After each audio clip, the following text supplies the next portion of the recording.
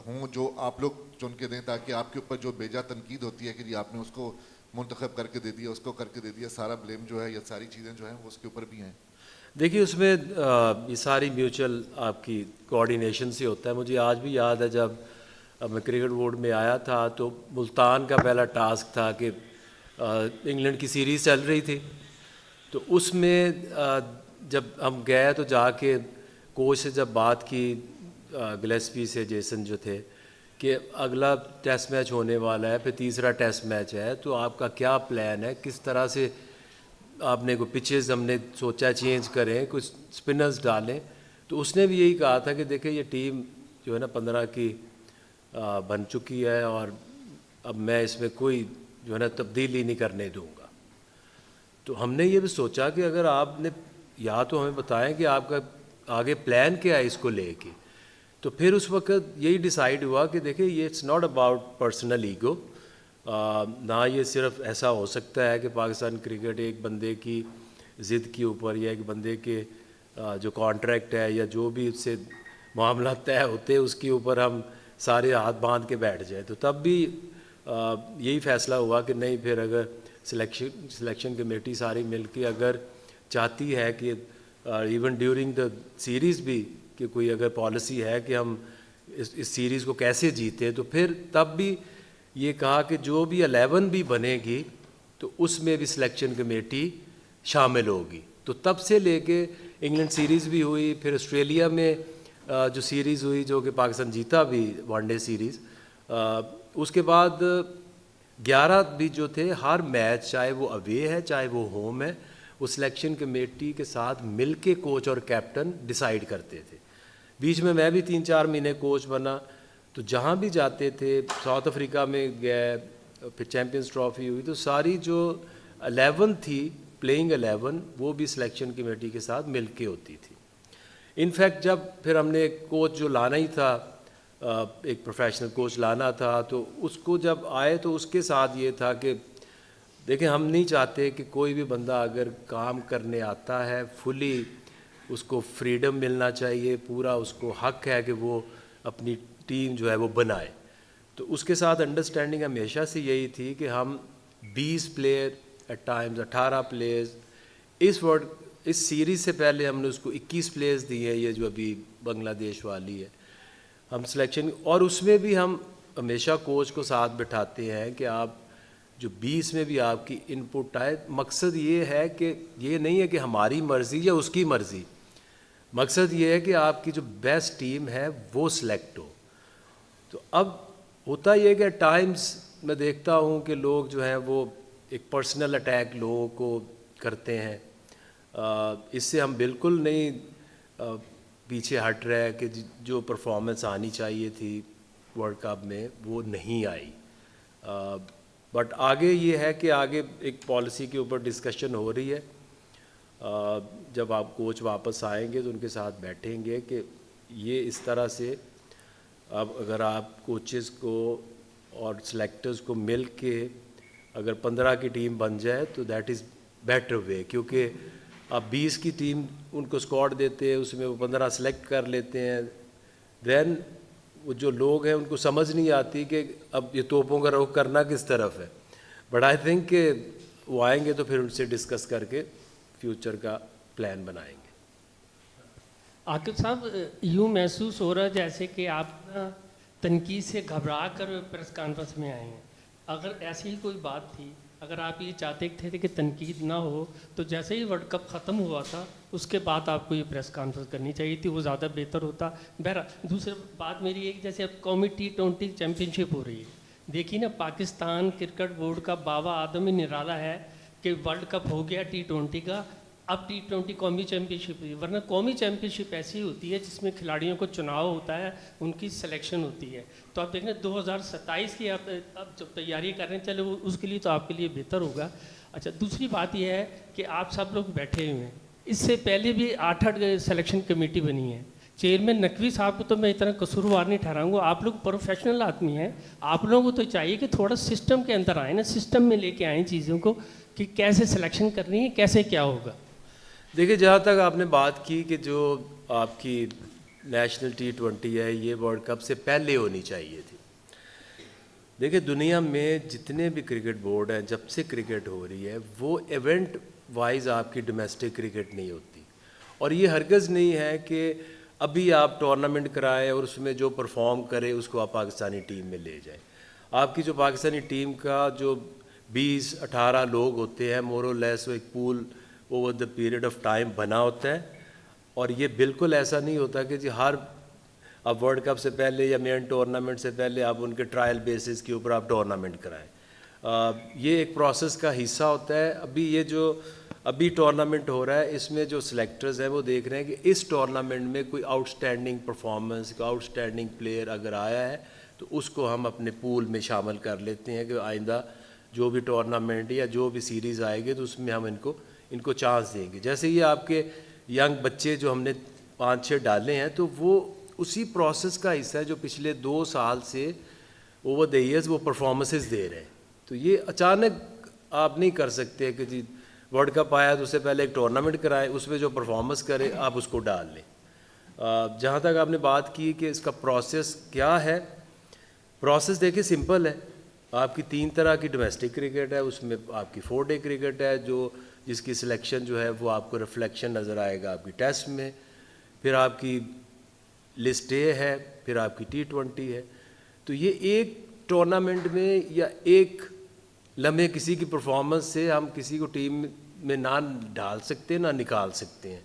कम से कम 2 साल आप कंसिस्टेंट परफॉर्मेंस देते हैं, जिस तरह अभी ये माँ सदाकत ने दी, शामिल हुसैन ने दी। तो इस तरह से आप ऐसे नहीं कि हर सीरीज़ के बाद या हर 6 महीने के बाद आप एक नए 6 लड़के खड़े कर दें और 4 को बाहर कर दें। आके भाई शकील खटक। अच्छा आके भाई मेरे सवाल के 2 पोर्शन, एक T20 वर्ल्ड कप के हवाले से और एक अभी बांग्लादेश सीरीज़ के हवाले से। हमने T20 वर्ल्ड कप में देखा कि फ़खर जमान हमारे स्क्वाड का हिस्सा थे, नसीम शाह स्क्वाड का हिस्सा थे, लेकिन खिलाया नहीं गया। जब उनके मौका दिया गया तो उन्होंने परफॉर्म भी किया, लेकिन तब तक देर बहुत हो चुकी थी। तो ये क्या रीज़न थी? क्या उनके फिटनेस की इश्यूज़ थे या कि ये वहाँ पर जो टीम मैनेजमेंट थी उनका डिसीजन था उनको ना खिलाने का?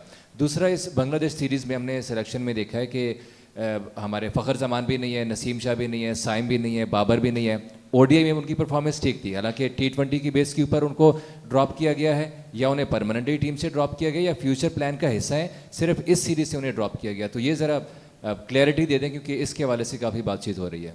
देखिए जहाँ तक बात है कि जो वर्ल्ड कप की जो स्क्वाड था उसमें प्लेइंग 11 में कौन सा प्लेयर कब खेला, देखिए एट टाइम्स ये एक कोच को हक भी होना चाहिए और कैप्टन को भी हक होना चाहिए कि हम सारे लोग इधर बैठे हुए हैं, वहाँ पे क्या कंडीशंस हैं, किस टीम के अगेंस्ट खेलना है। तो coach and captain are the best people to जज, और इसका जवाब भी मेरा ख्याल वही आके जब आएंगे तो आप वो बेहतर पोजीशन में होंगे इसको एक्सप्लेन करने में। मैं तो आपको नहीं बता सकता कि जी फ़खर पहले क्यों नहीं खेला या नसीम क्यों नहीं वहाँ खेला। दूसरी बात कि कुछ प्लेयर्स जो है उनको इस सीरीज़ में नहीं इंक्लूड किया गया। उसमें कुछ ऐसी जो बाबर आजम की लेके इंजरी को लेके अभी वो जब वहाँ से वापस आए हैं तो वो उसको देखा है डॉक्टर ने हमारे यहाँ भी, तो उसकी जो इंजरी है वो उसको अलाउ नहीं कर रही कि अभी वो इस सीरीज़ में खेलता या अभी इस टूर्नामेंट जो T20 है वो भी वो चाह रहा था कि खेले, लेकिन वो इंजर्ड है। और आपका क्या था एक फ़खर, जी फ़खर भी इंजरी, और इसके ऊपर हम एक अभी क्रिकेट बोर्ड से भी रिक्वेस्ट कर रहे हैं, उसकी एक इंक्वायरी करा रहे हैं कि ये कैसे हो सकता है कि फ़खर भी अनफिट है, कि वर्ल्ड कप ख़त्म होने के बाद ये 2 प्लेयर की इंजरीज़ तो हमारे सामने आई हैं। तो क्या ये जब वर्ल्ड कप के दौरान खेल रहे थे तो इनकी जो फिटनेस थी उसको क्या देखा नहीं जा रहा था?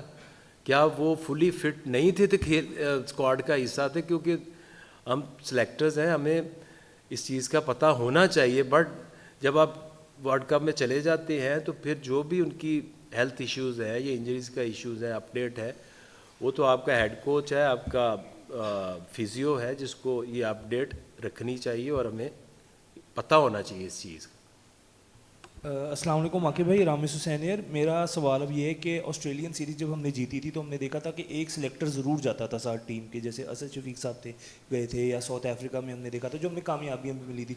तो फ्यूचर प्लान्स में हमें नज़र आएगा, जैसे अब 27 के वर्ल्ड कप की अब तैयारी होगी, जो होना था हो गया, अब उसको लेके क्या आगे आपकी फर्दर प्लानिंग होगी? सिलेक्टर साथ होंगे फिर? देखिए इसमें ना दो चीज़ें हैं। ये सिर्फ पाकिस्तान ही नहीं, दुनिया में ये फार्मूला कभी इम्प्लीमेंट होता है, कभी ये नहीं होता।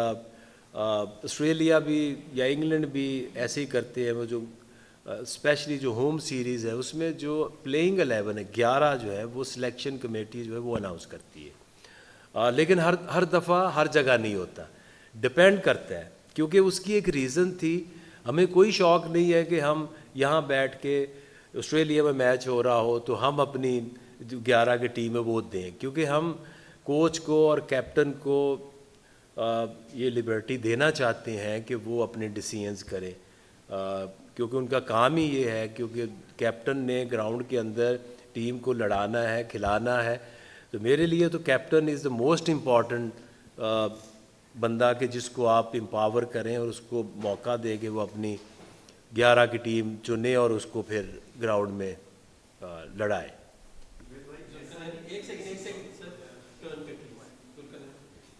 अच्छा आगे भाई, अब जिस तरह मतलब आप खुद बता रहे थे तनकीद का, अब जब ये वर्ल्ड कप की परफॉर्मेंस हुई है, वो जो फाइनल 11 है वो जब खेलती थी, मैं बात बड़ी क्लियरली करता हूँ कि बाबर आजम को लेके कोच जब बात करता था तो ऐसे लगता था जैसे उसको ज़बरदस्ती किसी ने 11 में डलवाया, क्योंकि वो जो जिस तरह उसके बारे में कहता कि ये इस नंबर पे खेलेगा, इस तरह नहीं हो सकता, इसके अलावा हमने इसका कोई किरदार नहीं देखा।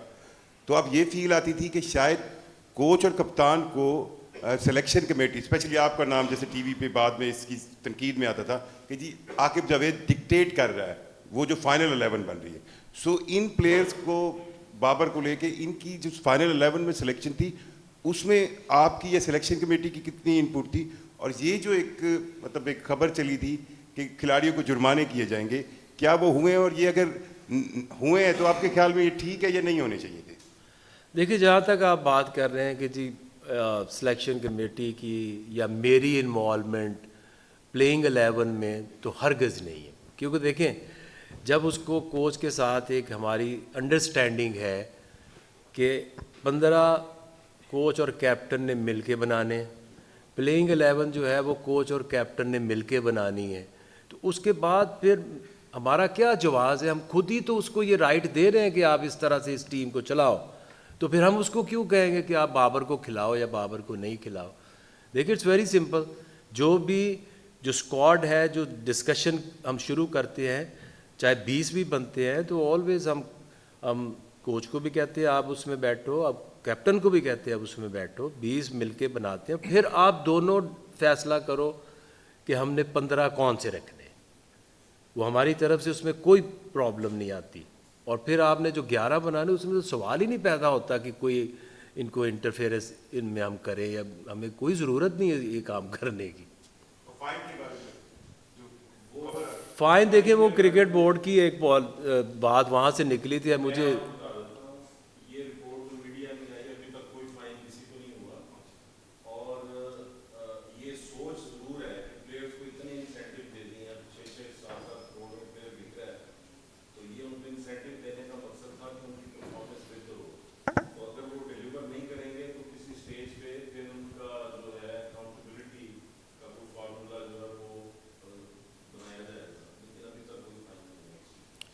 अस्सलाम वालेकुम आकिब भाई, अली अहमद। आकिब भाई पूछना है कि प्लेयर्स को सिलेक्ट करने का क्राइटेरिया क्या है? साद मसूद को आपने सेलेक्ट किया, 4 डे में उनका टैप नहीं हुआ, महज 3 मैचेस उन्होंने खेले हैं।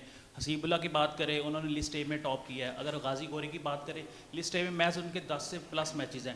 तो जिन खिलाड़ियों ने टॉप किया, परफॉर्म किया, आपने उनको सेलेक्ट नहीं किया। आपने शामिल हुसैन को सिलेक्ट कर लिया, लेकिन आपने शजीब खान को सिलेक्ट नहीं किया।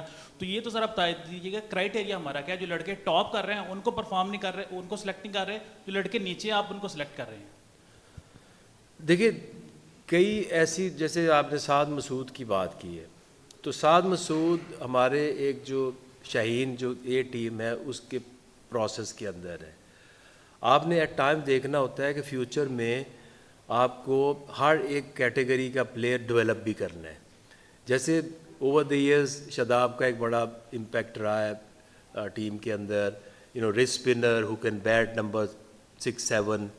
तो इसी तरह से अगर आप देखें तो शाहीन के टूर्स में साद मसूद शामिल होता है। और एट टाइम्स जो वो कम मैच खेलने की बात है ना, वो जैसे ही आप पाकिस्तानी टीम में होते हैं या आप शाहीन्स के टूर पे होते हैं तो आप बहुत सारे मैचेस एट टाइम मिस कर जाते हैं। और लिस्ट ए स्पेशली आपकी जो लिस्ट है, जो 50 ओवर डोमेस्टिक क्रिकेट है, वो डिपार्टमेंट क्रिकेट सिर्फ खेलते हैं। तो एट टाइम्स अगर वो आपने मिस कर दिया ना वो एक महीना, तो आपका पूरा सीज़न वो गुजर जाएगा without playing any game. Shahzeb हमें बिल्कुल उसके ऊपर, हमने पिछले साल भी गर्मियों में सीज़न शुरू होने से पहले 2 महीने ही वॉज इंजर्ड, उसको बुला के उसका पूरा रिहैब किया, उसको पूरा यहाँ ट्रेंड किया। और हमारे वो जो टॉप जो ग्रुप है जिसने आगे डेवलप होना है वो उसका हिस्सा है।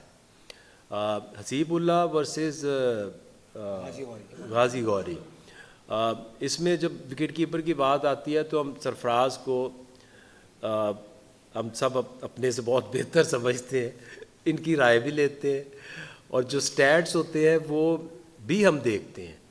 तो इसके बारे में अगर सरफराज आप थोड़ा सा बता दो तो ज़्यादा रेलिवेंट हो। अस्सलाम वालेकुम सबको। आई थिंक देखें जो हसीबुल्लाह और गाजी गौरी की बात है, अगर आप वैसे देखें तो हमारे पास 3-4 विकेट कीपर जो है ना वो पाइपलाइन में लगे हुए हैं पिछले 2 साल से। हसीबुल्लाह खेल रहे हैं, रोहिल नज़ीर खेल रहे हैं, गाजी गौरी खेल रहे हैं। तो प्राइमली यही था कि एक तो करंट फॉर्म जो है वो गाजी गौरी की बहुत ज़बरदस्ती प्रेसिडेंट ट्रॉफी में जो है वो प्ले ऑफ द टूर्नामेंट हुए थे, ठीक है। और रिजवान की हमें रिप्लेसमेंट में हम ये देख रहे थे कि कौन ऐसा विकेट कीपर है जो कि मिडिल ऑर्डर में बैटिंग भी कर सके और उस रिजवान को कहीं जगह इंजरी हो जाए तो उसको रिप्लेस कर सके। जो प्राइमरी जो बैटिंग ऑर्डर था, रिजवान मिडिल ऑर्डर में बैटिंग करते हैं और गाजी गौरी भी ऐसे ही थे जो कि मिडिल ऑर्डर में हमें ऐसा लगता था कि एट द मोमेंट जो है वो विकेट कीपर में बेस्ट चॉइस हैं जो कि रिजवान के साथ जा सकते हैं। क्योंकि हम एक डेवलपमेंट जैसे 4-5 लड़के जो हैं वो इस टूर पर नहीं गए, नए लड़के गए हैं, तो डेवलपमेंट के तौर पर जो है वो गाजी गौरी जो है वो एक बेस्ट ऑप्शन था जो कि परफॉर्मेंस जो करंट परफॉर्मेंसेस थी। और उसके अलावा जो हमारे सेटअप में कीपर चल रहे हैं, सारे कीपर देखें कहीं ना कहीं खेल रहे हैं। हसीबुल्लाह भी जो है पहले पाकिस्तान टीम का पार्ट रहे हैं, 4-5 महीने आकिब भाई ने उनको नेशनल क्रिकेट अकेडमी में बुला के, रिसेंटली उनकी करंट फॉर्म इतनी अच्छी नहीं थी लेकिन वो भी अभी सेटअप का ऐसे हमारी सबकी अभी ये डिस्कशन हुई है कि जितने भी हमारा यंग लॉट है उनको अभी जो हमने हमारा जो 3-4 महीने अभी आगे सीज़न में फ्री हो रहे हैं, हमारी नेशनल क्रिकेट अकेडमी रिवाइव हो गई है, तो इंशाल्लाह सबको बुला के वहाँ पे देखेंगे और फिर जो एक बंच ऑफ प्लेयर्स है वो दोबारा निकाल के 2027 के लिए ट्राई करेंगे उसको। उसका शामिल का भी बता। हाँ, और शामिल का भी देखें, शामिल की अगर यहाँ पे काफ़ी सारे लोग जो है वो बहुत ज़्यादा बात कर रहे हैं कि यार उसको सिलेक्ट कर लिया। देखें शामिल की अगर आप ओवरऑल परफॉर्मेंसेस देखें, आप उसकी पिछले 2 सीजन की परफॉर्मेंस देखें, चाहे वो कायदे आज़म ट्रॉफ़ी हो, चाहे वो प्रेसिडेंट ट्रॉफ़ी हो, चाहे वो प्रेसिडेंट वनडे कप हो, तो उनकी बहुत प्रॉमिसिंग परफॉर्मेंसेस है। अगर आप जैसे आप देखते हैं कि आपको टॉप ऑर्डर में एक ऐसा बैट्समैन चाहिए जो आजकल के क्रिकेट के हिसाब से लोग खेल रहे हैं, तो आई थिंक उनकी परफॉर्मेंसेस बहुत शानदार है। बैड लक हो जाती है किसी प्लेयर की परफॉर्मेंस नहीं कर पाता ऊपर लेवल पर जाके। बहुत सारे ऐसे प्लेयर जो कि बहुत अच्छा परफॉर्म करते हैं डोमेस्टिक क्रिकेट में, लेकिन इंटरनेशनल क्रिकेट में शायद उनको एक्सपोजर आने में टाइम लगता है। तो आई थिंक शामिल की जो हमने जो ओवरऑल परफॉर्मेंसेस देखी है वो 2 साल की बहुत शानदार है और बहुत प्रॉमिसिंग प्लेयर है और हमें पूरी उम्मीद है कि आने वाले वक्तों में वो इंशाल्लाह जो है परफॉर्मेंस करेंगे और लोगों को लगेगा हाँ यार एक टॉप के प्लेयर हैं। और जहाँ तक रही बात लोग उसकी बात करते हैं टेक्निक की, देखें टेक्निक का काम जो है ना वो हर वक्त जारी रहता है। जब आप 20 साल भी खेलते हैं ना तो आप टेक्निक पर हर बंदा कहीं ना कहीं काम करता रहता है। तो अभी यंग लड़का आई थिंक उसको हमें खेलने देना चाहिए और परफॉर्मेंस की वजह से उसने अपनी टीम में जगह बनाई है।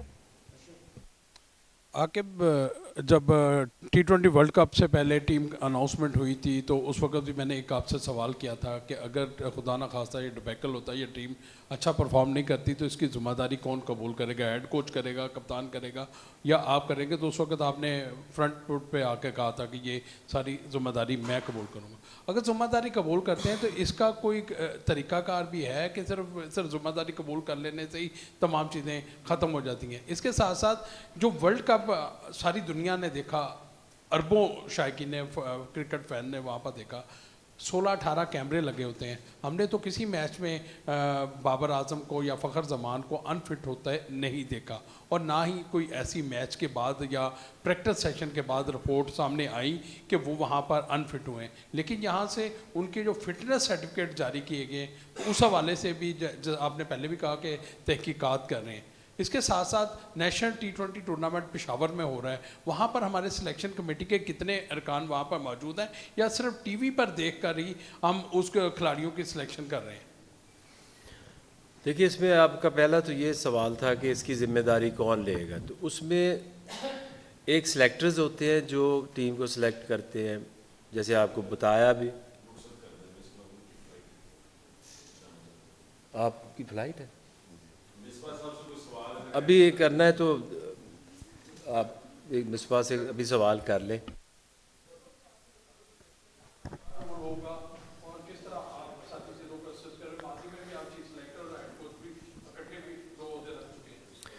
जी अस्सलाम वालेकुम। देखें, सिंपल सी बात है, आपने कोशिश करनी कि पाकिस्तान टीम को कहाँ पे प्लेयर्स की ज़रूरत है और डोमेस्टिक में कौन उस जगह पे परफॉर्म कर रहा है। इम्पॉर्टेंट चीज़ जो आकिब भाई ने कही है वो यही है कि एज ए टीम काम करें, कप्तान है या कोच है उसके साथ मिल के टीम सेलेक्ट हो, और जो जिस किस्म के प्लेयर उनको चाहिए जिस पोजीशन पे, हम डोमेस्टिक में परफॉर्मेंस देखें, पोटेंशियल देखें और वो प्लेयर उनको प्रोवाइड किए जाएं उस तरीके से। समटाइम्स कोई कैटेगरी आपके पास नहीं होती तो फिर जिस तरह आके भाई ने बात किया, आपको फास्ट ट्रैक भी करने पड़ते हैं प्लेयर, बट ओवरऑल कोशिश यही होगी कि पोटेंशियल परफॉर्मेंस इसको देखते हुए जो रिक्वायरमेंट टीम की है उसके लिए बेस्ट ऑप्शंस दिए जाएं टीम को। मिसबा भाई, आपसे सवाल है, आप इन एंड आउट जो है पाकिस्तान क्रिकेट बोर्ड के साथ रहे मुख्तलिफ पौधों पे, अब आप फिर एक दफ़ा सिलेक्शन कमेटी में आए हैं, तो अगर पाकिस्तान क्रिकेट बोर्ड आपको डुअल रोल एक बार फिर देता है, जो कि पहले आकिब भाई उसके नाकिद थे, आपको सिलेक्शन कमेटी के साथ कोचिंग के प्राइस अंजाम देने का अगर कहता है, तो ये ऑफ़र आप कबूल कर लें? यार आप तो बहुत दूर की। अभी देखें, सिंपल सी बात है, मैं कहूँगा कि आप हमेशा लोग कहते हैं कि जी बार बार हम आ जाते हैं, ये वो। बात यह है कि जब अपॉर्चुनिटी आती है पाकिस्तान क्रिकेट को कहीं पे भी सर्व करने की, तो उस पे आप ज़रूर देखते हैं और कोशिश करते हैं आके आप अपना रोल प्ले करें, जहाँ पे भी आप उसकी बेटरमेंट के लिए काम कर सकते हैं वो करें। तो एक सिंपल सी चीज़ है, जो भी रोल आपको मिलता है आप उसके मुताबिक जो है आके परफॉर्म करने की कोशिश करते हैं। आप ये नहीं देखते कि ये मिल जाए वो मिल जाए। अभी क्योंकि सिलेक्शन है, या मैं as a consultant, batting consultant academy में यहाँ पे काम कर रहा हूँ डिफरेंट टीम्स के साथ, तो सारा फोकस उस पे है कि उसमें मैं कितना जो है कंट्रीब्यूट कर सकता हूँ।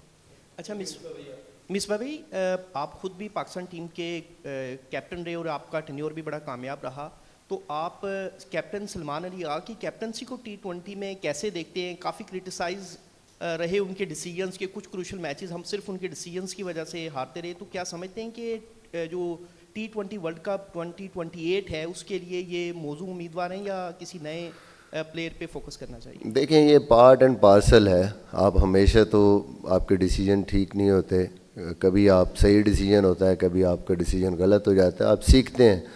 और इन टर्म्स ऑफ कैप्टनसी मुझे लगता है अभी भी बड़े यंग हैं। मैं अगर अपना भी देखूं तो 2-3 साल के बाद जाके आपको चीज़ें और कंट्रोल आपका वो आना शुरू, जब सिचुएशंस में आप डिफरेंट टाइम आते हैं तो बेहतरी आती है आप में, वरना ये मिस्टेक्स तो ज़िंदगी में चलते हैं। कई दफ़ा आप 10-10 साल भी कप्तानी कर जाते हैं और आपसे वो मिस्टेक्स उन सिचुएशंस में हो जाती हैं। तो आई थिंक कि ठीक है, गलतियाँ होती हैं, हुई हैं, but I think in going into future जब तक आप कंसिस्टेंट नहीं होंगे किसी चीज़ पे, तो फिर बार बार वही चीज़ होगी, तो जो भी आएगा गलतियां तो होंगी उससे, तो विद टाइम आपकी इम्प्रूवमेंट होती है। वो कंसिस्टेंसी थोड़ी सी ज़रूर होनी चाहिए।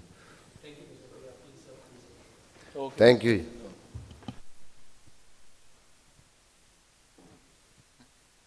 अच्छा आकिब भाई, इधर बस सवाल आपसे। अब इनका मैं चौधरी साहब का सवाल था। देखो, उसमें एक चीज़ ये है कि हम हमेशा ये सोचते हैं कि हम भी जब खेलते होते थे, तो हम खेल रहे हैं तो बाहर ऊपर 1-2 सेलेक्टर्स आके बैठे हुए हैं। अब आज दौर थोड़ा बदल गया है, क्योंकि आज जो अंडर 19 का कहीं भी मैच हो रहा है या अंडर 17 का मैच भी हो रहा है, कुछ भी हो रहा है, वो हमारे जो है एनालिस्ट विंग है, उन्होंने एक बड़ा ज़बरदस्त एक सिस्टम AMS सिस्टम बनाया हुआ है, जिसके अंदर हर मैच रिकॉर्ड होता है। हर मैच हमारे जो यहाँ NCA में इसका फ़ायदा ये है कि आपने जिस भी प्लेयर को जिस बॉलर के अगेंस्ट जिस तरह से जो हम सिलेक्शंस के प्रोसेस से गुज़र रहे होते हैं तो उसको देख रहे होते हैं कि अब एक बंदा अगर वहाँ जाके स्टेडियम में चला भी जाता है तो वो दो बातें किसी से कर रहा होगा, कोई दो बॉलें देख रहा होगा, और वो सारे मैच हर बॉल टू बॉल देखना आज कोई इतना ज़रूरी नहीं रह गया कि आप ग्राउंड में हैं या आप ग्राउंड में नहीं हैं। मेरे से पूछे तो मुझे अभी भी उसमें मुझे ज़्यादा फ़ायदा होता है किसी प्लेयर को जब आप टीवी के ऊपर लगा के उसकी बैटिंग देख रहे हैं या बॉलिंग देख रहे हैं, आप उसको रोक सकते हैं, फॉरवर्ड कर सकते हैं, किसी एंगल को देख सकते हैं। तो ये कोई, अब मैं समझता हूँ कि कोई ज़रूरी नहीं है कि अगर आप सिलेक्टर वहाँ जाके अपनी शक्ल दिखा दें तो इससे कोई फ़र्क पड़ता है। दूसरा था आपका सवाल कि हमने कहा कि जी इसकी ज़िम्मेदारी मैं भी लूँगा। देखिए इसमें ये है कि जहाँ तक हर एक स्टेक होल्डर की ज़िम्मेदारी बनती है उसको उसकी ज़िम्मेदारी लेनी चाहिए। अच्छा, दूसरा एक हमारे यहाँ एक बहुत अरसे से ना ये चीज़ चल रही है कि हमारी कोई टीम ऐसे करके हारी है, एहतसाब हो, ठीक है, स्क्रूटनी हो, टांग दो, उड़ा दो, निकाल दो। ये पिछले वर्ल्ड कप से शुरू हुआ, फिर ये चैम्पियंस ट्रॉफी में हुआ, फिर ये एशिया कप में शोर मचा। जब हम हारेंगे हम प्रोटेस्ट पे चले जाएंगे, सारी टीम बदल दो, कप्तान बदल दो, कोच बदल दो, सिलेक्टर्स बदल दो, इवन के चेयरमैन बदल दो। इस काम में हमने कुछ बहुत ज़्यादतियाँ की हुई हैं। अगर आप में से जो भी बंदा इसके ऊपर थोड़ा सा बैठ के सोचे कि पाकिस्तान क्रिकेट में जो सबसे बड़ी गलती मैं समझता हूँ जो हुई है, वो हुई है टॉप मैनेजमेंट से लेके नीचे तक। एक तरफ पाकिस्तान क्रिकेट का मॉडल रख लें, अब इसका जाके ना रिसर्च ज़रूर करिएगा, और दूसरी तरफ पूरी दुनिया की क्रिकेट का मॉडल एक तरफ रख लें। मेरा नहीं ख्याल जितनी चेंजेस हमने की हैं वो दुनिया की पूरी टीमों ने इतनी नहीं की, क्योंकि हमारे अंदर वो एक जो टॉलरेंस है ना एकदम कि मैंने इसको मुजरम करार दे के छोड़ना है, तो इससे थोड़ा आगे बढ़ना पड़ेगा। मेरी अगर आप मेरे से जो असल वजह पूछेंगे तो 2009 के बाद आपकी क्रिकेट में बहुत ज़्यादा प्रॉब्लम्स आनी शुरू हुई। जब आपकी श्रीलंका में यहाँ अटैक हुआ है, आपके ग्राउंड बंद हो गए, आपकी एकेडमीज़ बंद हो गई, आपकी 2020 तक तो आपकी क्रिकेट ही नहीं पाकिस्तान में आई। आपकी ना कोई अंडर 19 डेवलप हुई, ना 17 हुई, ना A टीम बनी, ना कोई टीम पाकिस्तान। आज भी बड़ी मुश्किल से वो, जब तक कि उनको प्रेसिडेंशियल सिक्योरिटी ना मिले, टीम में आना मुश्किल है। तो वो जो गैप है आपका 14-15 साल का डेवलपमेंट का जो गैप आया है, उसको टाइम लगेगा। अभी पिछले सीज़न 2 महीने शुरू किया था काम, फिर ये सीज़न आ जाता है। आपको पता है जब सीज़न आता है तो प्लेयर ने जाके मैचेस खेलने हैं, it just a matter of time. अगर आप उस नज़र से देखेंगे कि हमने इसका कसूर निकाल के अब उसको बस साल हो गया, अब साल में तो हम 2-2 दफ़ा बदल देते हैं, तो ये साल 1.5 साल से कैसे एक बंदा एक सीट के ऊपर काम कर रहा है। अंडर 19 का आप प्रोसेस देखें, उसमें हमने 4-5 महीने उनकी एकेडमीज़ लगाई हैं, बेहतर रिज़ल्ट आए हैं। आपकी जो शाहीन है A टीम जिसको हम कहते हैं, उसकी अच्छी प्रोग्रेस नज़र आ रही है, अच्छी परफॉर्मेंस नज़र आ रही है। वेयर एज़ पाकिस्तानी टीम को भी देखें तो अगर ओवरऑल मैं देखूँ ना अपने आप को कि यार हमने जो किया है ये कहीं हम जाते नज़र आते हैं, क्या कोई चीज़ें को बेहतर हुई हैं या नहीं हुई हैं। तो इंग्लैंड से सीरीज़ आप जीते, टेस्ट सीरीज़, जो कि कोई उम्मीद नज़र नहीं आ रही थी, और काफ़ी अरसे से हम इंग्लैंड से तो या ऑस्ट्रेलिया से जीतना तो हमारे ख्वाब से भी ऊपर चला गया था। ऑस्ट्रेलिया में वनडे सीरीज़ आप 27 साल बाद जीते, उसके बाद अब साउथ अफ्रीका गए, आपने हिस्ट्री क्रिएट की जो आज तक कोई टीम क्रिएट नहीं कर पाई। 3-0 वनडे में वहाँ पे साउथ अफ्रीका को हराना। टेस्ट सीरीज़ में भी आपने इतनी ज़्यादा फाइट की, वो एक अनफॉर्चुनेट मैं कहूँगा जो कि सेंचुरियन का टेस्ट मैच हाथ से आया या निकल गया। उसके बाद हुआ आपका चैम्पियंस ट्रॉफी, उससे हमें हादसा हुआ कि उसमें आई नो कि जैसे इंडिया से मैच होते हैं हम सारे बहुत ज़्यादा इमोशनल हो जाते हैं। उससे पहले आपकी जो टीम की ओवरऑल परफॉर्मेंस थी वो ठीक जा रही थी। अभी भी आप देखें तो अभी आपने यहाँ पे साउथ अफ्रीका को सीरीज़ जीती है, श्रीलंका को सीरीज़ जीती है और ऑस्ट्रेलिया को 3-0 सीरीज़ जीती है। आपकी इंडिकेशन यही होते हैं। मुझे आप कहें कि ये टीम वर्ल्ड कप में कैसा करेगी, तो मैं कहूँगा बेहतर करेगी, क्योंकि जो टीम पिछले 3-4 महीने से साउथ अफ्रीका से सीरीज़ जीत रही है, श्रीलंका से जीत रही है, ऑस्ट्रेलिया से जीत रही है, तो आपको होप नहीं थी इस टीम से कि ये अच्छा करेगी। तो मुझे भी वैसी होप पैदा होगी ना कि जो आप रिसेंट टाइम में या पास में आपकी टीम की परफॉर्मेंस, ऐसे थोड़ी हम कह रहे थे कि टीम आपकी हर जगह हार रही है और हम कहेंगे हम जीतेंगे। तो अब आगे जब एक अभी वर्ल्ड कप में अगर आप देखें, ठीक है इंडिया पाकिस्तान मैच हमारे लिए बहुत इम्पॉर्टेंट होता है, इमोशनली हम बहुत ज़्यादा हर्ट होते हैं, लेकिन आज तक नहीं जीत पाए। ये कोई एक्सक्यूज़ नहीं मैं दे रहा। 8-0 रिज़ल्ट है, उसमें दुनिया के बेस्ट कैप्टन भी खेले 1975 से लेके ये 2026 आ गया है, उसमें 90s के भी प्लेयर आ गए, उसमें 80s के भी आ गए, उसमें 2000 के भी आ गए और रिज़ल्ट है 8-0। उसको साइड पे कर दें तो जब आप क्वालिफाई करके सेकंड राउंड में गए हैं, एक मैच में आपकी बारिश हो गई है, एक मैच आप हारे हैं इंग्लैंड से, और तो कुछ नहीं हुआ ना। आपका श्रीलंका का मैच है, वो उस पिच के ऊपर उस मार्जिन से जीतना जो था वो मैं नहीं समझता कि कोई अचीवेबल था कि आप उस जैसी पिच के ऊपर आप उनको 147 पे आउट कर दो। एक मैच हारे हैं आप अगले राउंड में जाके, और आप एवरेज से सेमीफाइनल में क्वालिफाई नहीं किए।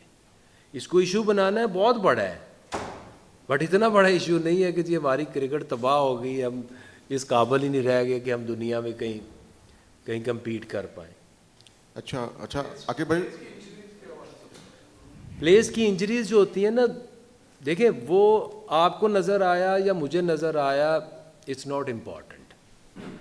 उसको कहाँ पे इंजरी हो जाती है, प्रैक्टिस में होती है, मैच में होती है, कैसे होती है, वी डोंट नो। बट अभी जो बात हो रही थी कि हमने फ़खर को पहले सोचा था कि इस टूर्नामेंट में हम मासदाकत जी इस तरह बच्चे, हम पहले सोचा था कि कुछ भेजेंगे, क्योंकि वर्ल्ड कप के बाद आपकी ये 3 वनडे की सीरीज़ है, तो इट्स नॉट दैट इम्पॉर्टेंट कि दुनिया की सारी टीमें करती हैं। जब पाकिस्तान में भी एट टाइम्स आती हैं, न्यूजीलैंड आए, इंग्लैंड आए, ऑस्ट्रेलिया आए, तो अपने 4-4, 5-5 नए प्लेयर वो लेके आते हैं। तो हमने भी वर्ल्ड कप से पहले भी सोचा था कि वहाँ पे हमने अपनी फुल स्ट्रेंथ नहीं भेजनी, और ये आज से नहीं हम कह रहे, हमने ये जिम्बाब्वे से शुरू किया है कि आप जब ऐसी टूर्स हों, ऐसी टीमें आपकी जाएं, तो उसमें आप अपने सीनियर प्लेयर्स को रेस्ट दें, नए प्लेयर्स को खिलाएं, ताकि आपकी ऑप्शंस बढ़ें। हमारे यहाँ तो जो रेस्ट करना और कराना जो है ना, वो तो जंग लग जाती है। बाबर आजम को T20 की परफॉर्मेंस पे वनडे में सज़ा दे दी गई। इस सज़ा को हम ये नहीं कह सकते कि यार एक बड़ी कैंपेन थी, एक बड़ा प्रेशर वाला टूर्नामेंट था, उसके बाद जो आपके 3-4 प्लेयर्स हैं उनको रेस्ट दिया, ताकि नए बच्चों को ऐसी ही सीरीज़ में आप खिलाएंगे या आप डायरेक्ट वर्ल्ड कप में सिलेक्ट कर लेंगे। अगर वो करेंगे तो आप तो जंग लगा देंगे इधर के, आपने पाकिस्तान के साथ जुल्म कर दिए। तो इंजरी किसी वक्त भी हो सकती है, मुझे तो नहीं पता कैसी हुई है, बट आज की हकीकत यह है कि Babar Azam is not fit to play, Fakhar Zaman is not fit to play. ये जो आपका दूसरा सलमान मिर्ज़ा है, he is not fit to play. तो क्या अगर हम सेमीफाइनल में चले जाते तो ये क्या फिट टू प्ले होते? क्वेश्चन ये है। अच्छा आकिब भाई, मेरा सवाल यह है कि फॉर्मर क्रिकेटर शाहिद अफरीदी, उन्होंने स्टेटमेंट दिया है, शाहिद अफरीदी ने आपके मतलब स्टेटमेंट दिया कि आप सोशल मीडिया से बहुत ज़्यादा डरते हैं, और वर्ल्ड कप के अंदर जो आपने टीम सेलेक्ट की वो सोशल मीडिया पर खौफ की वजह से आपने कुछ लड़के ऐसे शामिल किए कि आप पर तनकीद ना हो। बाबर आजम की एग्जांपल मेरा ख्याल है वो देना चाह रहे थे। इस पर आप इनको क्या पैगाम देंगे और क्या वाकई आप सोशल मीडिया से खौफजदा होते हैं? और दूसरा सवाल मेरा सरफराज भाई से है कि हमारे लड़कों के अंदर अग्रेसिव अंदाज नहीं है। फॉर एग्जांपल आप शाहीन शाह अफरीदी को बॉलिंग करता हुआ देख लें, वो मार खा रहा है, एक बॉलर को अपना एग्रेशन देना चाहिए, गुस्सा दिखाना चाहिए, बाउंसर मारना चाहिए। कि जिस तरह शोएब अख्तर कहता है कि जब हम खेलते होते थे हमें जब बैट्समैन की गुस्सा दिलाने के लिए मांखें दिखाते थे, कौन नहीं मारते थे, वो भी चीज़ें हमें नज़र नहीं आती। फिर हमारा कप्तान है, प्लेयर को फैंटी लग रही है तो वो गुस्से भी नहीं हो रहा, अगर कोई बैटिंग के लिए अच्छा परफॉर्म नहीं कर रहा, वैसे कुछ समझा नहीं रहा, तो इसके वाले से आप क्या कहते हैं कि वो अग्रेसिव चीज़ें जो सी टीम के अंदर उसका फ़ायदा नहीं होगा अगर ये चीज़ें हों तो? देखिए, आपका जो सवाल है ना वो आपका नहीं है। आपका अगर कोई सवाल है तो वो करें तो ज़्यादा बेहतर होगा। आप एक रेलेवेंस दे रहे हैं कि जी मेरे बारे में शाहिद अफरीदी ने ये कहा है कि मैं सोशल मीडिया से डरता हूँ, मैं उससे डरता हूँ। तो शाहिद अफरीदी मिलेगा तो मैं उससे पूछ लूँगा। आपका कोई सवाल है तो आप मुझे वो बताएं। आप ये कहना कि आपको ये लगता है कि मैं सोशल मीडिया से डरता हूँ और उसकी वजह से हमने जो टीम भेजी थी वो सोशल मीडिया या लोगों से डर के गलत सेलेक्ट की थी। ठीक है, बाबर आजम को इस टीम में नहीं होना चाहिए था। आप ये सवाल करें ना कि आपने बाबर आजम को इस T20 में सिलेक्ट क्यों किया। ठीक है, तो उसका मैं आपको कुछ जवाब दे सकता हूँ। हाँ, एक चीज़ ये करेक्ट कर लें कि मैंने किया था। यहाँ एक वाहिद मैं नहीं हूँ जो लोगों को सिलेक्ट करता हूँ और उनको ड्रॉप करता हूँ। इट्स अ होल एक आपकी सिलेक्शन कमेटी है और वो फैसला करती है, और हम यहाँ पे हमारे पास कोई चीफ सिलेक्टर नहीं है।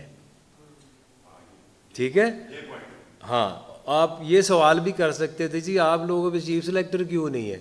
तो मैं कहता हूँ कि अगर नहीं है तो उसमें हर्ज क्या है। हर्ज इस तरह से नहीं है, एक हम 4 लोगों ने ये फैसला करना है कि बाबर आजम को इस वर्ल्ड कप में जाना चाहिए था या नहीं जाना चाहिए था। अब ये फैसला करना है ना। एक कोच बैठता है, एक कप्तान बैठता है, 4 हम में 2, 6 लोग इसके ऊपर डिबेट शुरू करते हैं कि जी उसको जाना चाहिए या उसको नहीं जाना चाहिए। उसमें कई लोग कहेंगे कि नहीं जाना चाहिए, कोई कहेगा जाना चाहिए, उसकी एक ऊपर एक डिबेट होगी। उसके बाद फैसला ऐसे होगा कि आप मेजॉरिटी क्या समझती है कि उसको जाना चाहिए या नहीं जाना चाहिए। जब आप एक वाहिद शख्स को ये पावर दे देते हो कि वो किसी भी फैसले में अपनी मर्ज़ी करे, तो वो तो कहीं ना कहीं कई दफ़ा बाइस्ड हो सकता है, लेकिन 6 लोग एक डिस्कशन में एक पॉइंट के ऊपर बाइस नहीं हो सकते। तो जब आप जो कह रहे हैं कि अब वो मुझे पर्सन वो अटैक करते हैं लोग, तो करना चाहिए उन्हें, उनकी मर्ज़ी है, लेकिन मुझे फ़र्क नहीं पड़ता। मुझे इसलिए नहीं फ़र्क पड़ता क्योंकि वो जो बात कर रहे हैं उसमें हकीकत नहीं है। ना तो मैं अकेला किसी को सिलेक्ट कर सकता हूँ और ना ही मैं अकेला किसी को टीम से निकाल सकता हूँ। तो अगर मैं जो बात आपने की है कि टीम की डेडलॉक आ रही है, कंडीशन ऐसी आ जाए कि सिलेक्शन कमेटी और टीम मैनेजमेंट के दरमियान इक्वालिटी पे एक डेडलॉक आ जाए, तो फिर आपको नहीं लगता कि जो चीफ सिलेक्टर होता है या कोई ऐसी पोजीशन, ऐसा बंदा जो फैसला किसी साइड पे कर सके, बजाय इसके कि बाद में इक्वालिटी की वजह से कोई फैसला हो और दोनों ही ओन न करें। ये तब आता है जब आपने एक डेडलॉक क्रिएट करना हो।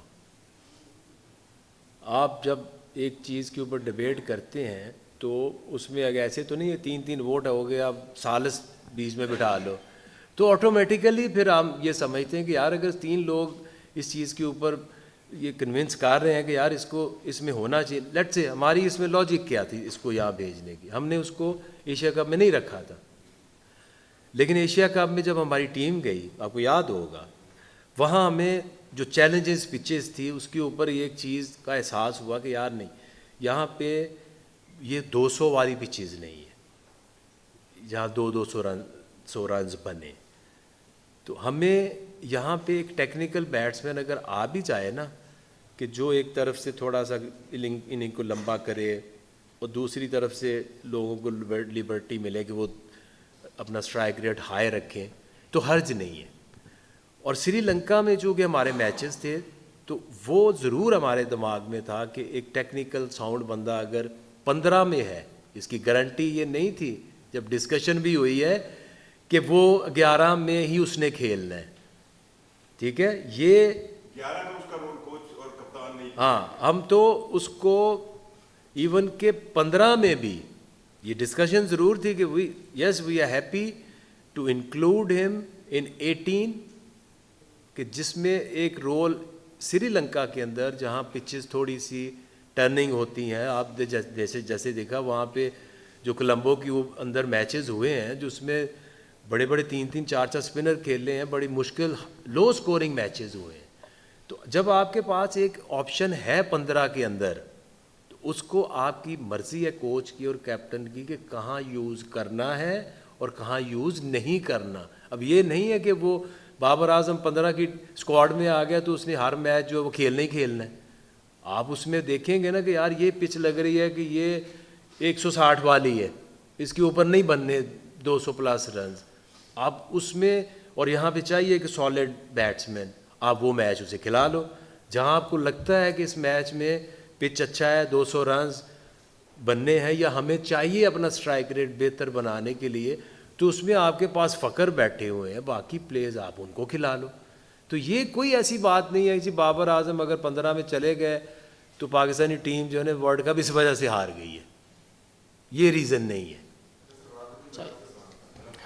अच्छा देखें, एक तो आपने सवाल किया कि एग्रेशन, पहली बात तो हमें ये समझना होगा कि आज की क्रिकेट में और पहले की क्रिकेट में ना बहुत फ़र्क आ गया है। पहले की क्रिकेट में होता ये था कि एक तो कैमरे नहीं होते थे बहुत ज़्यादा, और दूसरा ये कि रेफरीज भी जो है ना वो इतना एक्टिव नहीं होते थे, कभी आप कूनी मार देते थे, कभी आप बल्ला लगा दिया, कभी आपने हाथों से बॉडी टच हो गया। तो आई थिंक आजकल के चेंज, और हमें ये समझना पड़ेगा कि जब हम खेलते थे वो टाइम गुजर गया, आज का टाइम नया है, हम सबको ये रियलाइज़ करना पड़ेगा, चाहे हम यहाँ बैठे हुए, चाहे हमारे साथी लोग जो है वो टीवी में बैठे हुए, हमारा टाइम जो है वो गुजर गया, नए वालों का टाइम चल रहा है। तो हमें उनके हिसाब से देखना चाहिए। हर किसी की एग्रेशन कप्तानी करने का तरीका बहुत अलग होता है, मेरा बहुत अलग है, सलमान अली आगा का बहुत अलग है, मिर्ज़ा भाई का बहुत अलग था, सबका बहुत डिफरेंट होता है। तो आई थिंक हमें बंदे के हिसाब से बंदे को जज करना चाहिए और एग्रेशन देखें बिल्कुल दिखाना चाहिए। मैं तो इस हक में बिल्कुल भी नहीं हूँ कि बॉलर आके बॉल करे, छक्का खाए और हंसता हुआ चला जाए, बिल्कुल भी ऐसा नहीं होना चाहिए। आपका जो ग्राउंड के अंदर कोई आपका दोस्त यार नहीं है, अगर आपने क्रिकेट खेलनी है, चाहे वो दोस्त ममालिक भी हो, चाहे वो आपका दोस्त ममालिक ना भी हो, तो मैं तो इस हक में बिल्कुल भी नहीं होता कि भाई आप छक्का खाएं और हंस के चले जाएँ। आपको छक्का मारे, आप उसको आगे से फिर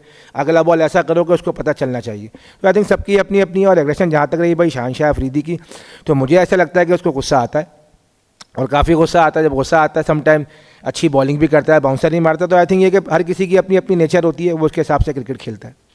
अकब भाई, आप बड़े मतलब जफ़र अब्बास बात कर रहा हूँ जी, आप मतलब वसीम भाई, वकार भाई, रज़ाक भाई और सारे शुएब अख्तर बड़े स्ट्रगलर रहे हैं एंड तक बहुत से हार्ड वर्किंग रहे हैं।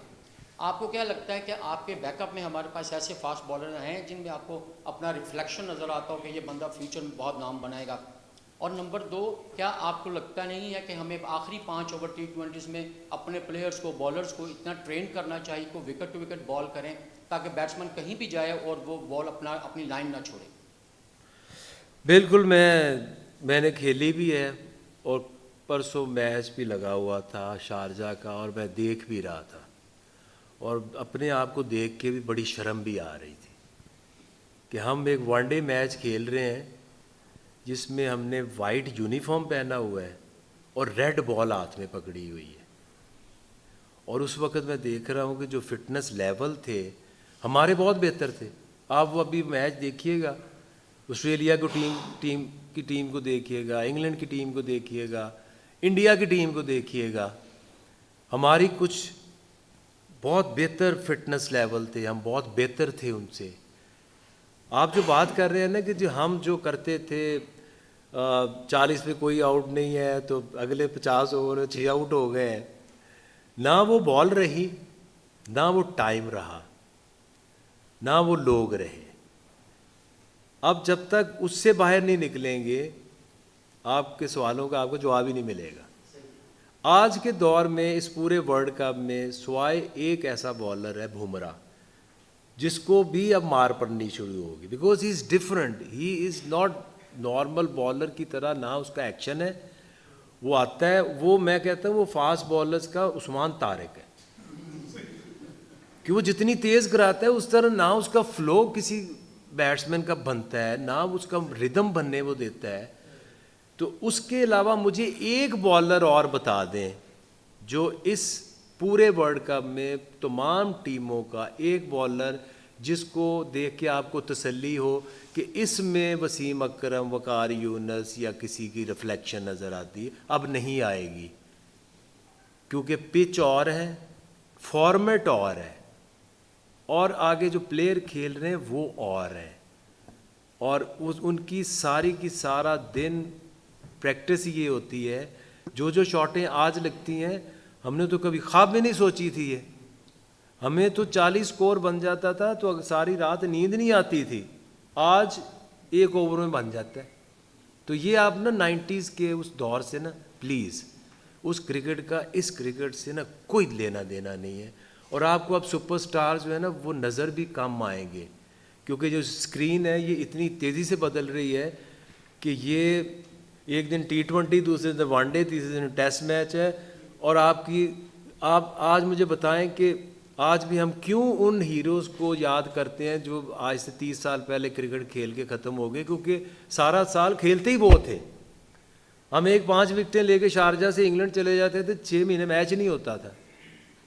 आज आपकी जो आउटस्टैंडिंग परफॉर्मेंस जो है ना वो अगले हफ्ते में वो नीचे आ जाती है। तो इससे 90 से बाहर निकलें प्लीज़। या मुझे बता दें कि बुमराह के अलावा कोई बॉलर दुनिया में अगर नहीं है तो आपको समझ नहीं आ रही कि वो अब दौर ख़त्म हो गया है। आके भाई जितनी भी बातें हुई हैं, जो पीछे चीज़ें चल रही हैं, 2-3 चीज़ें देखने में आ रही हैं। एक तो हमारी जो डोमेस्टिक क्रिकेट है और इंटरनेशनल क्रिकेट है आप लोगों की, उसमें एक बहुत बड़ा गैप हमें दिखाई दे रहा है कि जब प्लेयर्स हम अगर अपने डोमेस्टिक का जो सिस्टम देखते हैं वहाँ पे क्राइटेरिया बना हुआ है selection performance based criteria. Opener की जगह ओपनर खेलेगा, मिडल ऑर्डर की जगह मिडल ऑर्डर खेलेगा। उसके बाद वहाँ पे एक हम देखते हैं कि जो बच्चा परफॉर्म करता है तो बाज़ औक़ात एक रीजन का टॉप परफॉर्मर होता है लेकिन उसके कोच को पसंद नहीं आता और वो बच्चा वहीं से सिस्टम से बाहर निकल जाता है। एक चीज़ तो ये। दूसरी चीज़ हमने देखी है कि हमारे जो स्टार प्लेयर्स हैं, आप लोग जब खेला करते थे तो आप लोग डोमेस्टिक क्रिकेट को अहमियत देते थे। जब फॉर्म में नहीं आप वापस जाते थे, फर्स्ट क्लास खेलते थे, फॉर्म में आते थे, वापस आ जाते थे। लेकिन अब हम देखते हैं कि हमारे जितने प्लेयर्स हैं वो आपकी जो डोमेस्टिक क्रिकेट है, स्पेशली फर्स्ट क्लास क्रिकेट, उसको वो इम्पोर्टेंस नहीं दे रहे। तो कितना अहम है ये प्लेयर्स के डेवलपमेंट ना होने में। और हमारे पास इस वक्त अगर हम टेस्ट क्रिकेट में भी देखें तो बड़ी बॉलिंग करने वाले, बड़ी लंबी इनिंग्स खेलने वाले बैट्समैन और बॉलर्स कम हैं। तो क्या वजह है? आप समझते हैं कि ये भी एक बड़ी वजह है हमारे पास उस क्वालिटी के प्लेयर्स कंसिस्टेंसी ना आने की? देखें, एक चीज़ है कि हमारे यहाँ जो इंग्लैंड बचा है और ऑस्ट्रेलिया बचा है, ये 2 असल में बचे हैं जहाँ आप आज भी जो टेस्ट क्रिकेट है ना वो असल में वैसी है जैसे वो एशेज़ की वजह से जैसे कि हमेशा से थी। हमारे इंडिया ले लें, पाकिस्तान ले लें, श्रीलंका ले लें, बांग्लादेश ले लें, जिम्बाब्वे, वेस्ट इंडीज़। अब ये टेस्ट क्रिकेट सिर्फ इसलिए टेस्ट क्रिकेट खेलनी पड़ती है क्योंकि वो एक फॉर्मेट है जिसकी वजह से क्रिकेट पहचानी गई। और इसी तरह आपकी जो फर्स्ट क्लास क्रिकेट है, जब प्लेयर यहाँ अवेलेबल होता है तो सारे खेलते हैं यार। अगर आप इसका डाटा भी उस्मान इनसे शेयर भी कर देंगे यार, वो जो पीछे हमने बनाया था, हम हमेशा ये खप डालते हैं जी पाकिस्तानी प्लेयर जो है वो डोमेस्टिक नहीं खेलते। Australia, India, England, south Africa, New Zealand, ये पाकिस्तानी जो प्लेयर्स की पार्टिसिपेशन इन जो डोमेस्टिक है ना, ये अगर 8 टीमें हैं ना तो कोई 5वें नंबर पे आती है खेलने के रेशो की वजह से। तो ये ऐसा नहीं है कि ये नहीं खेलते, सारी दुनिया डोमेस्टिक खेल के पागल हो जाती है। आजकल की जो क्रिकेट है वो हमारे जैसी तो है नहीं।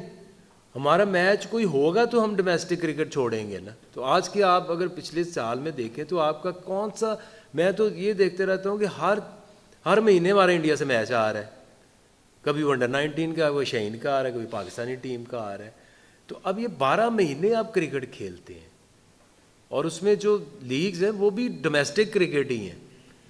तो मैं नहीं समझता कि नंबर वाइज प्लेयर कोई, अभी भी देखिए कितना प्रेशर है आया है बाबर के ऊपर कि तुम क्यों नहीं बाबर जो है वो T20 खेल रहा।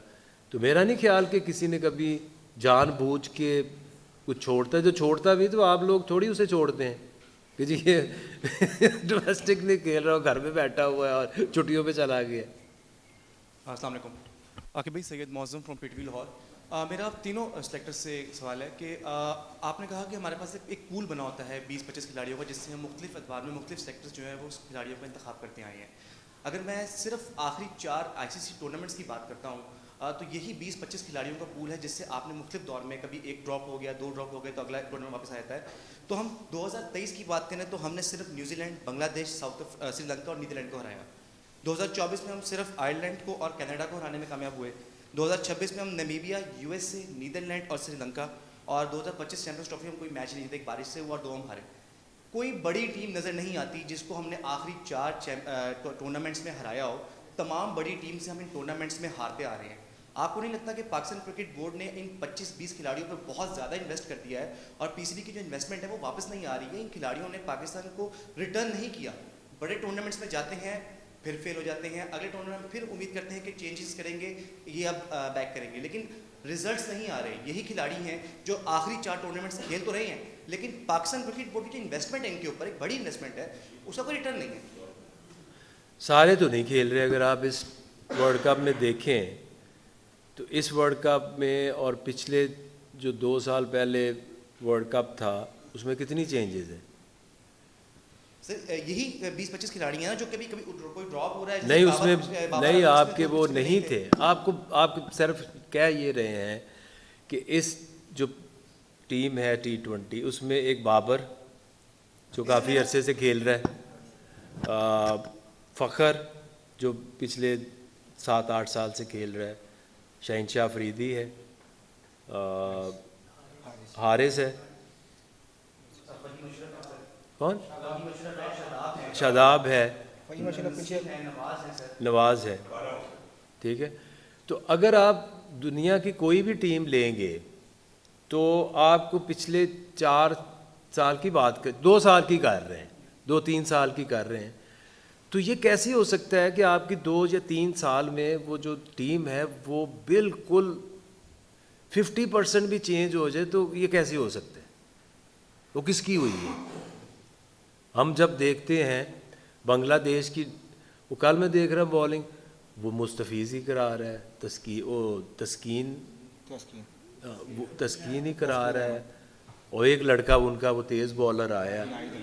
हम इंडिया की बात करते हैं तो उनमें मुझे तो कोई है, अभिषेक एक आया है, नया आया है, बाकी वही प्लेयर हैं। आप इंग्लैंड को देखते हैं, वही प्लेयर हैं। तो ये क्रिकेट में आप ऐसे नहीं होता कि आप हर सीज़न जो है वो एक नई टीम बना के खड़ी कर दें। This is the most difficult sports to develop a player. और आपकी टीम जो जीते ना, उसकी एक ज़रूर देखना कि वो टीम पिछले 2-3 सालों से उसमें हार्डली 1 या 2 चेंज होंगी, वो टीम जीतेगी। हमारी प्रॉब्लम ही ये है कि हमें हर वक्त जो है वो चॉपिंग करनी है। ये सिलेक्टर है, इसको मिटा दो, ये कोच है, इसको मिटा दो, ये प्लेयर है, ये दोबारा नज़र ना आए। पीछे फैक्ट्री नहीं लगी होती। एक एक प्लेयर को ट्रेंड करके इंटरनेशनल क्रिकेट में लाना। अभी जो शामिल हुसैन बेचारे का क्या हाल कर रहे हैं, आपको पता है कि इंतज़ाम की जो शुरू के 10-12 मैच वो क्या थे? वो तो 92 वर्ल्ड कप में वो खुद इनकार कर गया था कि मैंने नहीं खेलना। सईद अनवर का आपका करियर सामने, आपके पता है आपको वो क्या हुआ था उस बेचारे के साथ। ये आसान नहीं होता कि आप डोमेस्टिक से पकड़ो और एकदम से जाके इंटरनेशनल लेवल के ऊपर जाके आप 8 प्लेयर डाल दो और आपको वर्ल्ड कप जिता के आ जाएंगे। और इतने ही आसान हो प्लेयर डेवलप करना। तो ऑस्ट्रेलिया का क्या हाल हुआ है, उनके वो कमिंस और स्टार्क जो हैं वो थोड़े से ऑफ कलर हुए हैं, तो उनको मुसीबत पड़ी हुई कि हम बॉलर लाएँ किधर से। जैसे आप सोचते हैं ना, वैसे ये क्रिकेट हो नहीं सकती। आप एक एक प्लेयर लाते। अभी हमने कहा कि यार हमें बहुत साल हो गए, शादाब एक प्लेयर है, उसकी हमें रिप्लेसमेंट चाहिए, हम वो साद मसूद को रेडी कर रहे हैं किसी तरीके से, हो सकता है अगले वर्ल्ड कप में वो उसके लिए रेडी हो जाए। माँ सदाकत है, शामिल हुसैन है, तो इस तरह के और भी प्लेयर्स हैं।